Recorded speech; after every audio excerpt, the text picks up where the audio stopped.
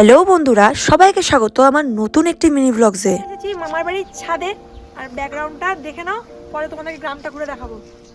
তো আমরা 24 তারিখ গোপালনগরে মামার বাড়ি গেছিলাম ঘুরতে। প্রায় 4 থেকে 5 বছর পর গেলাম। আর গ্রামটা না এতটাই সুন্দর লাগে আমার, মানে যখনই যাওয়ার কথা হয় তখনই না মনটা কেমন আনচন আনচন করতে থাকে সেই গ্রামে যাওয়ার জন্য। আসল ব্যাপারটা হলো এটা মায়ের মামার বাড়ি। এবার মায়ের যারা মামাতো দাদা রয়েছে তারা আমার মামা হলো, সেই সূত্রে কিন্তু আমারও মামার বাড়ি এটা। আগে জানো তো এই বাড়িতে প্রচুর লোক ছিল, প্রচুর জন ছিল, মাসিরা ছিল। মাসিদের বিয়ে হয়ে গেছে, মামাদের আলাদা আলাদা বাড়ি হয়ে গেছে।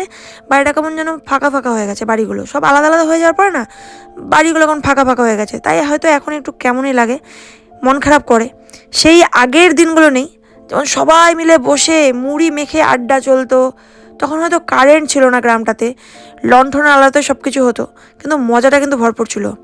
সেটা মিস করি এখনও কোথাও না কোথাও। আর এখানে দেখো খড়ের গাদি পেয়ে আমরা সবাই ছোট বাচ্চা হয়ে গেছিলাম, মানে বাচ্চা তো ছিলই ওরা, আমিও একটা বাচ্চা হয়ে গেছিলাম ওদের সাথে। আর জানো সন্ধ্যা হলেই না গ্রামটাতে প্রচুর শিয়াল একসাথে ডাকতে শুরু করে, যেটা খুব দারুণ, মানে একটা ভৌতি ভৌতি ব্যাপার লাগছিল।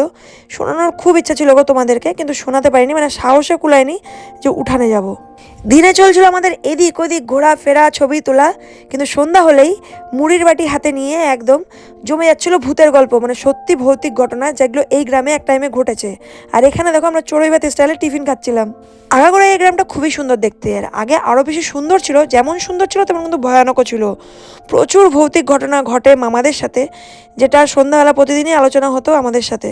বড় ভ্লগ কিন্তু আসছে খুব তাড়াতাড়ি।